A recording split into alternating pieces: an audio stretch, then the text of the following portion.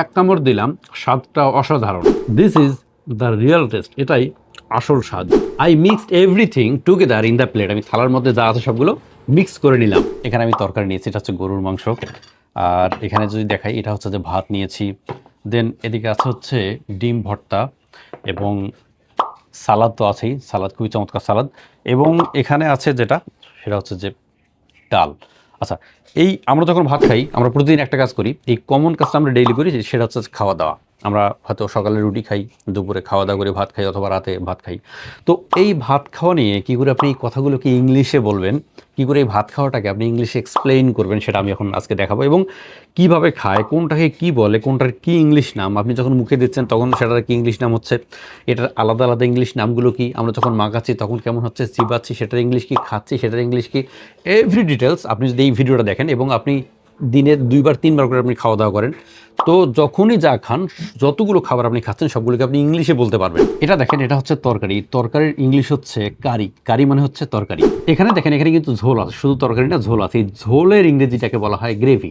Gravy মানে হচ্ছে ঝোল। এখন এই তরকারিটাতে কি পরিমাণ ঝাল আছে, সেই ঝালটাকে যদি আমরা বলি বা এক্সপ্লেইন করি, ঝালটাকে বলা হয় স্পাইসি। তরকারির যে গন্ধটা আসে, যে সুগন্ধ আসে, এটাকে বলা হয় ফ্লেভার। সো এই যে গন্ধ আমি পাচ্ছি গরুর মাংস, এটাকে বলা হবে ফ্লেভার। এই যে তরকারিটা, এটা কিন্তু ঝোল আছে এবং মাংস আছে, তো এটাকে আমরা বলছি না, এটাকে বলছি রসালো।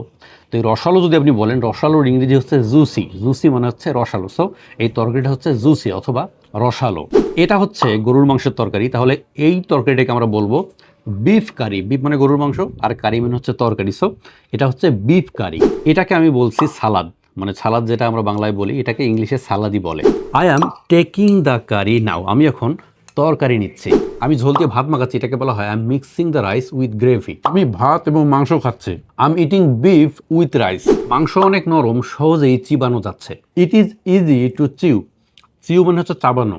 CHEW, এটা হচ্ছে চিউ। চিউ মানে হচ্ছে চাবানো, যেটা মাংসটা অনেক নরম, মানে চাবানো যাচ্ছে। এক কামড় দিলাম, স্বাদটা অসাধারণ।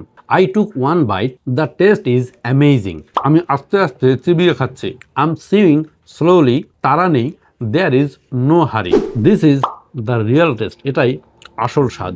I am taking a little bit gravy for the rice. I mixed everything together in the plate. আমি থালার মধ্যে যা আছে সবগুলো মিক্স করে নিলাম। আজকের ভিডিওটা যদি আপনি দেখেন, আপনি পুরো জীবনে যতবার খাওয়া দাওয়া করবেন, দিনে তো আপনাকে 3বার করে খেতে হয়, নাস্তা খাচ্ছেন, পরোটা খাচ্ছেন অথবা ভাত খাচ্ছেন, সবগুলোকে কী করে ইংলিশে এক্সপ্লেইন করা যায়, আজকের ভিডিওটা দেখলে আপনি পুরো যতদিন বেঁচে আছেন, যতদিন লাইফে আপনি খাবেন, সবগুলোকে এভাবে এক্সপ্লেইন করতে পারবেন। সো যারা নতুন দেখছেন অবশ্যই আমার ফেসবুক থেকে দেখলে ফলো করে দিবেন, এবং যারা ইউটিউব থেকে দেখছেন অবশ্যই সাবস্ক্রাইব করতে ভুলবেন না। Thank you.